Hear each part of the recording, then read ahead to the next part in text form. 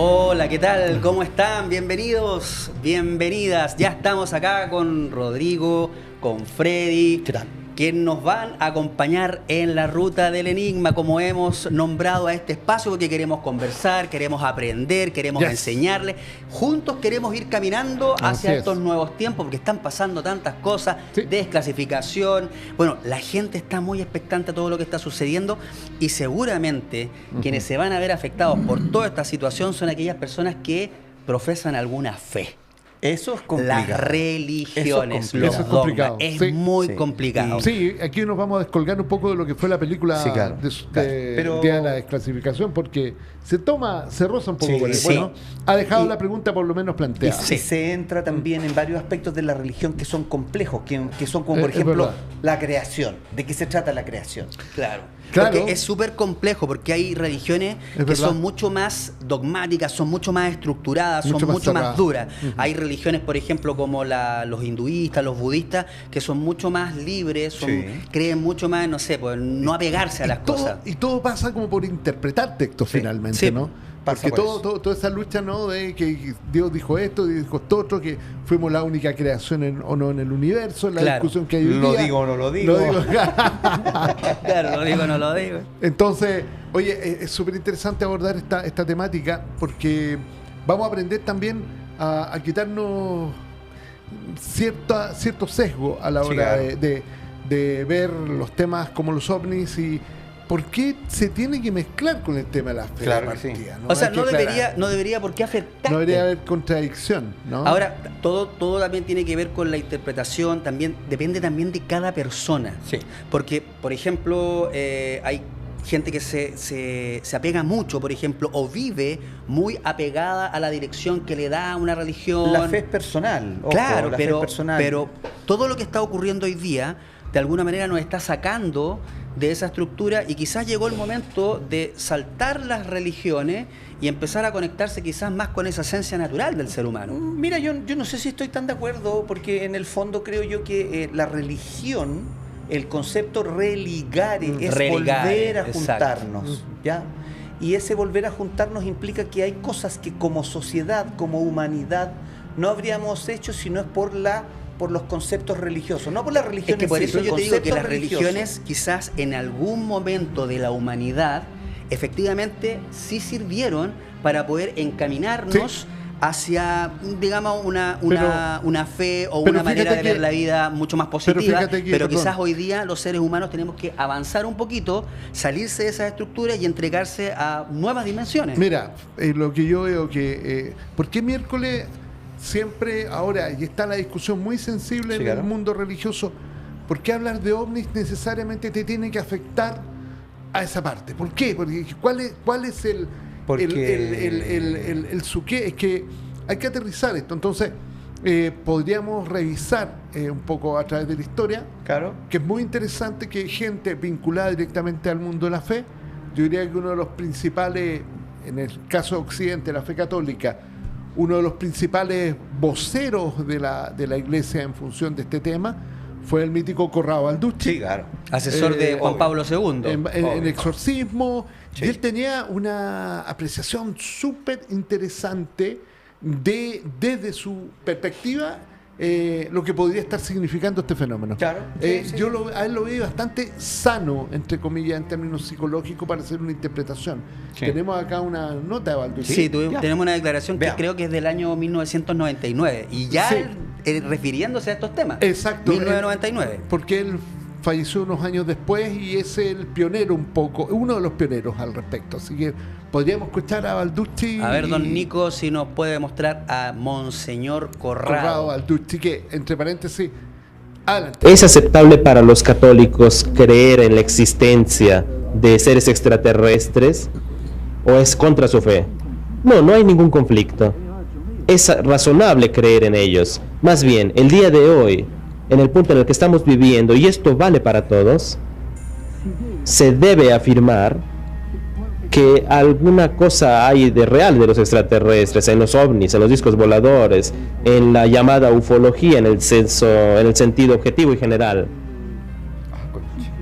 Se debería creer, no creer así solamente por fe. Es decir, no se puede negar a priori la existencia de estos fenómenos y lo que estos fenómenos implican, porque ahora ya hay tantos testigos y aquí estamos en el momento que tenemos miles de testimonios de personas que hablan, por lo cual negar sistemáticamente y reconducir todo a una sugestión, a engaños, a personas desequilibrados por caridad, significaría destruir el valor del testimonio humano.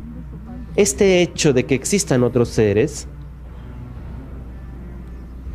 los cuales podrían ser tal vez inferiores como naturaleza, o de repente de nuestra misma naturaleza, seres como nosotros, o bien seres superiores, y todo esto es posible, desde luego. Todas las tres posibilidades son posibles.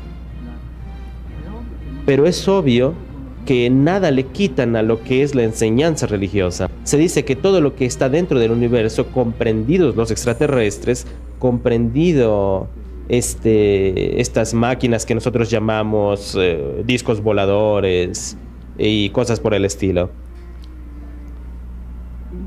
El jefe, el líder en suma, todo viene a caer en la figura de Jesús, porque es el rey del universo.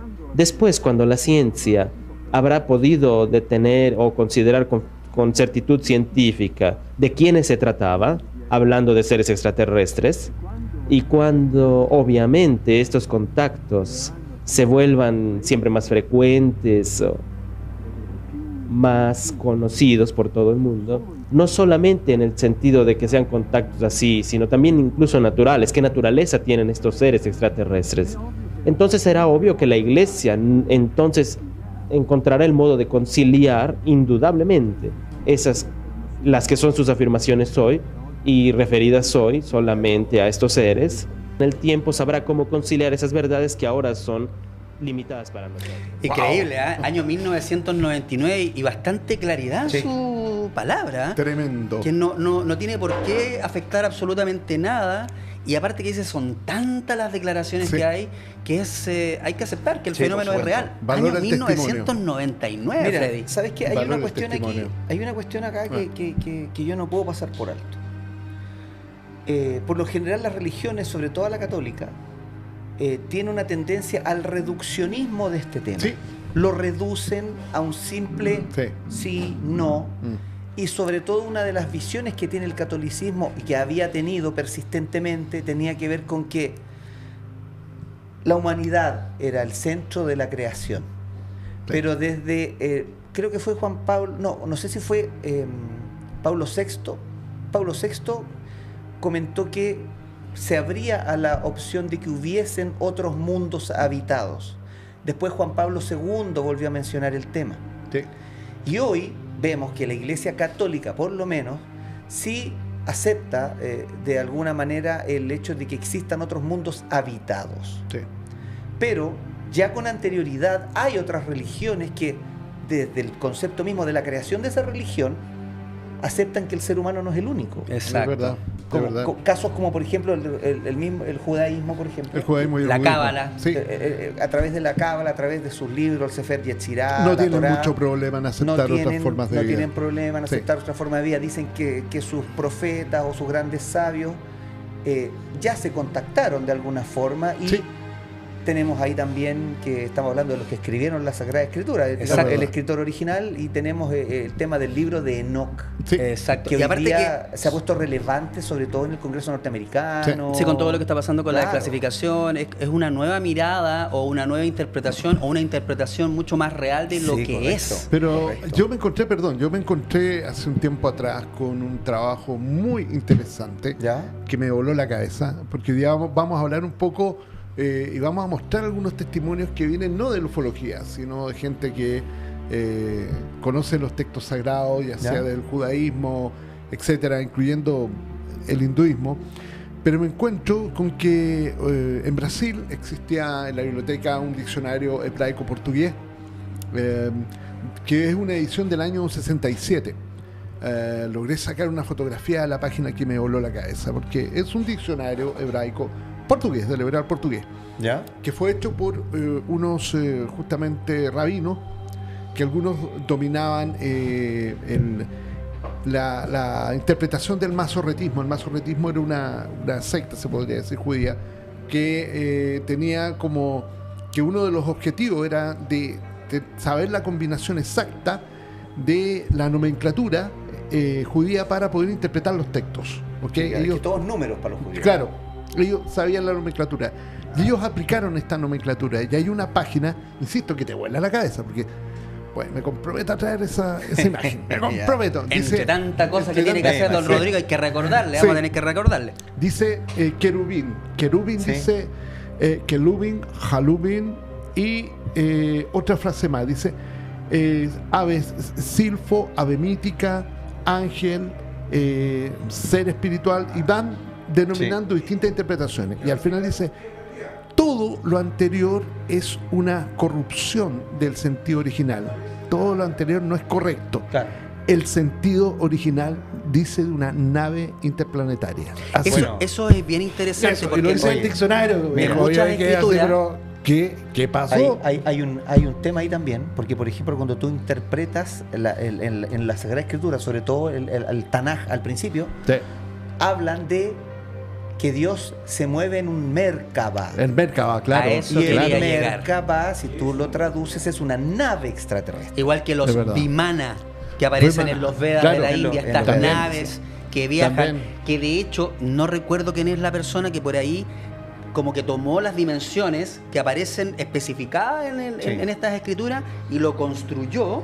Y es una perfecta nave. Y que viajaban en estas naves. Hay un ejemplo que fue Joseph Blumrich, sí, este ingeniero aeroespacial de NASA. Ah, ¿verdad? Que en los 70, él es de origen judío, sí, quiere refutar la famosa visión de Ezequiel. Sí. Y él hace exactamente eso. Agarra un plano, agarra la descripción de la rueda de Ezequiel, realiza un plano para refutarla y se encuentra que tiene una nave espacial, sí, que después la patentó. Sí, sí. Tipo, se contradijo a sí mismo, y él después publica un libro que se llama Ezequiel ve una nave extraterrestre, así directamente. Y es increíble que en el mundo del judaísmo yo conozco mucha gente que acepta mucho más rápido todo esto. Oye, me acordé, me hiciste acordar, se me vino a la mente. ¿Qué pasó, Tatito? Se lo están olvidando las cosas. Cuando estamos en encuentros cercanos del tercer tipo, cuando tú te acercas al Devil's Tower, es prácticamente calcado a cuando Moisés se acerca a la montaña, al Hebrón, a la montaña sagrada, claro, y se le entregan las tablas de la ley. Exacto. ¿Cuál es el tema? El tema es que lo que hay sobre ese monte es una nube luminosa, luminosa. Sí. Y después, cuando él se encuentra con la zarza ardiente, se encuentra con un ángel de Dios, y que era Enoc, porque era Metatrón. Ajá. Porque para la gente que sepa en la casa, Enoc finalmente es llevado al cielo y convertido en el ángel Metatrón. Y está el cubo de Metatrón, que es un símbolo maravilloso que también tenemos aquí en el estudio. Se te fue un pequeño detalle de encuentros cercanos. Te lo voy a contar. A ver. Que la gente le pase inadvertida que en un minuto está Neri, que va efectivamente a subir a la tremenda nave. Le podíamos decir Moshe también. Claro. Moisés. Y va a subir a la nave. Pero hay un grupo que le llaman el grupo del silencio, que son estos tipos vestidos de rojo con anteojos negros. Pero es interesante cuando están en la ceremonia, el sacerdote los está despidiendo, le dice, porque van a ir al encuentro con los ángeles del Señor. ¿Verdad? Y es aparte súper potente. Sí, y ese es un guiño al proyecto Serpo. Claro. Exactamente. ¿Cuál es el proyecto Serpo? Mira, el proyecto Serpo es un proyecto que se supone, este es súper especulativo lo que voy a decir. No estoy de acuerdo con lo que voy a decir, pero lo voy a decir igual. Muy al estilo Frey, Alex. Mira. Es un proyecto que tiene que ver con el hecho de un intercambio entre extraterrestres y seres humanos. Seres humanos van al mundo de los extraterrestres a aprender y quedan en la Tierra. Intercambio estudiantil. Un intercambio estudiantil. Y en la Tierra quedarían unos extraterrestres que le enseñaron tecnología y otras cosas al ser humano. Es verdad. Que se ve reflejado en la película también. ¿De verdad? No, lo vemos en la película. Sí. Cuando llegan los... no.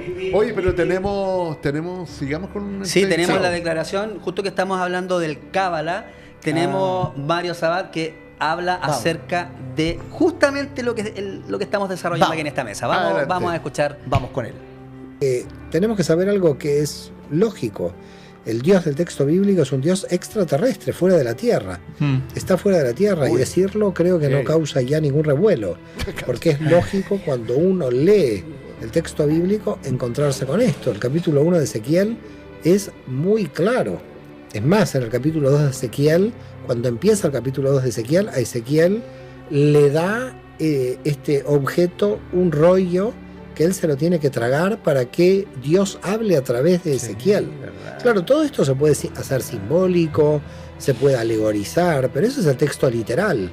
Y como sabemos, el texto literal nunca pierde el sentido literal, aunque podamos indagar en el sentido simbólico.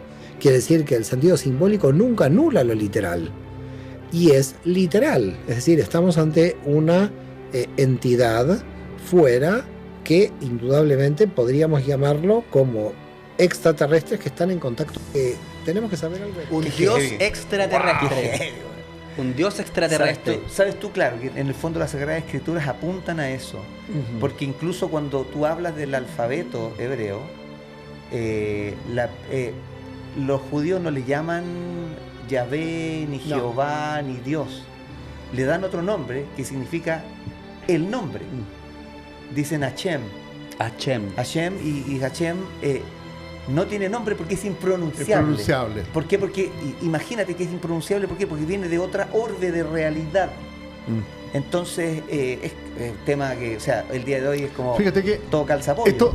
Esto se asemeja bastante cuando dice lo innombrable, que no se puede nombrar lo innominado. Exacto. Porque como que nuestra capacidad... Yo soy el que soy, ¿no? Yo soy el que soy. Que somos incapaces de poder entender el misterio en ese sentido. Se asemeja bastante también al taoísmo. Cuando el taoísmo en una parte dice, el Tao Te Ching, ¿no? Dice, del Tao que se habla no es el Tao verdadero. No, que está ahí, la palabra es innombrable. Ahora, y la filosofía, tiende a apoyar lo que tú estás diciendo. Ahora, ¿ustedes creen que todo lo que está ocurriendo va a generar un sismo, por ejemplo, en la iglesia o en ciertas corrientes religiosas? O sea, discusión, yo creo que discusión, como dice Rodrigo, pero no creo que vaya a haber un sisma, se vaya a romper el mundo, no. Mira, perdona que vuelva a lo de antes, pero ojo, hay un tema. Cuando tú hablas del fenómeno ovni, tú hablas de fenómeno, y fenómeno es la expresión de un noumeno, que es la cosa en sí. Exacto. Y la cosa en sí es inabarcable por el entendimiento humano. Sí. Tú jamás vas a conocer el origen del fenómeno. Es como dicen los pueblos ancestrales, el gran misterio. Claro, el gran misterio. El fenómeno es la expresión en nuestro mundo, es lo que vemos. Es verdad. Y de eso... lo más saludable es intentar aprender lo que el fenómeno nos quiere decir, como una expresión más de la naturaleza y la realidad. Intentar aprender qué significa, no colocarle temores ni prejuicios ni nuestra propia ignorancia, que simplemente va a limitar que hagamos quizá una inmensidad mayor. Hoy día no estoy peleadora. Hoy día qué bueno, estás conciliado. ¿Por qué andas peleando? Corrado al duche y ahí te... Sí, no, me dejó listo. Oye, no temas lo que no conoces. No temas. Ay, qué bueno, qué spoiler. Vamos a seguir con los spoilers. Oye, tenemos otra declaración que es una persona que tú entrevistaste, Freddy. Sí, cuéntanos un poco de quién es y en qué contexto se da también. Tuve la suerte de entrevistar a Joel Ben Habib, que es un rabino de Miami, y que ahora en este momento va a venir, debe estar en Sudamérica en este momento de gira. Va a pasar por Chile, también voy a tener un encuentro con él. Y él es un estudioso de la Sagrada Escritura. Y por sobre todas las cosas, él es un sabio que se dedica a la interpretación de los textos. Y él dice, sin ningún tapujo, de que en las Sagradas Escrituras se habla de seres extraterrestres. Tenemos, Nico, la entrevista que le hizo Freddy. Vamos entonces, profesor, vamos a escuchar esas palabras. ¿Cuál es su visión al respecto de este tema, de la vida extraterrestre? Muchísimas gracias, Freddy, por la invitación. Y directamente a la pregunta que me haces, mi visión, siguiendo la opinión de los textos que tenemos en el judaísmo, tenemos libros que he traído y que puedo mostrar a tu audiencia.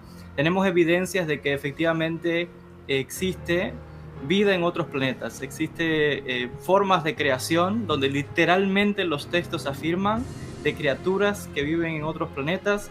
O sea que desde el punto de vista de la interpretación a pasajes bíblicos y la literatura que tenemos en la Kabbalah específicamente, hay evidencia de la existencia de seres y otras formas de vida inteligente en otros mundos. Y en ese sentido, Joel, ¿es posible interpretar, por ejemplo, la visión de Ezequiel desde ese punto de vista, o eso nos desvía de los textos? Bueno, existen varias formas de interpretar la visión de Ezequiel. Una es la clásica, donde es un encuentro del profeta, algo espiritual, pero sí es cierto que hay una tradición que afirma de que lo que vio el profeta Ezequiel no fue un sueño, no fue parte de una visión solamente, sino que fue algo real, donde incluso está la interpretación de qué es la Merkabah, el famoso trono de Dios que vio a Ezequiel, y hay fuentes que afirman en la tradición judía que se trata de una especie de vehículo, así literalmente, porque Merkabah, la idea en hebreo de esa palabra, Rahav, significa montar, como alguien que conduce algo. Dice que Dios conduce sobre un vehículo llamado Merkabah. Así que en la tradición de la Kabbalah hay evidencia de que se trata de algún vehículo que afirma que hay ruedas que descendieron a la tierra, y por tanto se habla de un ser que conduce esa Merkabah, lo que hoy llamaríamos una nave en el lenguaje moderno. Qué bueno. A mí me resulta francamente apasionante escuchar este tipo de interpretaciones, porque si bien es cierto, uno puede retroceder en el... Bueno, es bien interesante lo que habla, sobre todo este Merkabah. Sí. Cuéntanos un poco, Freddy, ¿qué se entiende por Merkabah? Porque, por ejemplo, yo conozco Drúmbalo Melquisedec, habla que el Merkabah es una especie de energía que nos rodea, y que tú puedes lograr, en un alto nivel de conciencia, incluso transportarte en esta energía que empieza a girar y puedes proyectarte y viajar hacia donde quieras. ¿Ese es el Merkabah? Sí, o sea, en una interpretación muy de a pie, sí. Y de hecho nace por geometría sagrada, desde lo que algunas personas pudieran llamar la estrella de David, porque es la conjunción del cielo y la tierra, y esto girando se podría considerar que es como el Merkabah. ¿Y esto podría explicar algunos fenómenos ovnis? Podrían ser especies de Merkabah. Coincide con el tema de los plasmas exóticos que de los plasmas exóticos, de algunas configuraciones que tienen, ponte todo, algunos avistamientos ovni. En nuestro libro OVNI sobre Chile hablamos, por ejemplo, de encuentros de los militares allá en el norte, cuando ven una especie de diamante energético. Willy Strieber también ve un diamante cuando es abducido. Exacto. Esas formas geométricas están presentes en todos lados. Entonces, es una hipótesis a considerar. Siempre hablamos de hipótesis, no podemos decir esto es porque tampoco nos consta. Pero por lo menos es una parte del juego que estamos en este minuto barajando, y es bueno avanzar. Sí, porque uno ve de repente ciertas imágenes que no tienen como una estructura fija, se van moviendo, se va cambiando, va evolucionando. El ovni de Real no se asemeja a las máquinas. Hay una malformación por parte de la gente cuando habla de la era de los platillos voladores. Lo que pasa es que la forma de platillo volador es la más recurrente en los avistamientos antes del año 60. Exactamente. Pero los reportes ufológicos de esa época incluían luces, cruces voladoras, aviones sin métodos de propulsión, triángulos voladores, donas voladoras. O sea, había de todo igual que hoy. Exacto. No ha cambiado nada en ese sentido, ¿no? Y la impotencia, ¿no? De que la historia continúa, nosotros dándole todo tipo de interpretación, y todavía no podemos aterrizar eso a algo concreto, lo cual es un desafío interesante y del cual no tenemos, insisto, no tema a lo desconocido, como dice. Ahora, cuando ocurre la primera desclasificación, también salió la declaración del pastor Perry, si no me equivoco, es como una especie de pastor youtuber, una cosa así. Que al final lo echaron. ¿Lo echaron? Sí, al final también lo desvincularon de la iglesia. Bueno, él dijo y declaró de que congresistas, no sé si eran congresistas norteamericanos o alguien del gobierno norteamericano, había llamado a varios pastores para decirle, preparen a sus fieles porque eso lo que viene va a cambiar todo. Eso fue un poquito exagerado. Es decir, lo que aconteció realmente fue un grupo privado de investigadores que se reunió con pastores, le dieron un llamado telefónico a Burlinson. Burlinson habló por teléfono con ellos, pero eran tipos que estaban bajo una iniciativa más bien privada. No tenían nada que ver con la defensa, con el gobierno, ni nada. Ahora les querían advertir, preparar. ¿Quiénes eran? Todavía no tengo claro, pero Pero claro, ocurrió eso. Sí, sí, bueno, y también pasó con el cura exorcista norteamericano, también. Que finalmente decía él que los extraterrestres eran todos demonios. Ah, verdad. Y finalmente también otro más desvinculado a la iglesia. También. ¿Por qué? Porque, como decimos, la iglesia hoy día se está abriendo a la posibilidad que los extraterrestres también sean creaciones de Dios, porque hay que ampliar el negocio. Y no, y lo otro, el hecho y la interpretación demoníaca es muy del sistema de control. Por supuesto. Claro. Es meterte miedo, El miedo. controlarte por el miedo, no te abra otras posibilidades porque acá está la verdad. Y eso ya tenemos que haber aprendido hace rato, que el camino va por otro lado. No, claro. La naturaleza bastante ya más. vamos terminando, muchachos. Un tremendo tema, muy interesante. Tenemos que agradecer a la gente por sus comentarios. Los invitamos siempre a venirse acá, a la Ruta del Enigma. Estamos junto a Freddy Alexis, Rodrigo Fuensalida. Toque la campanita, suscríbase, venga, comente.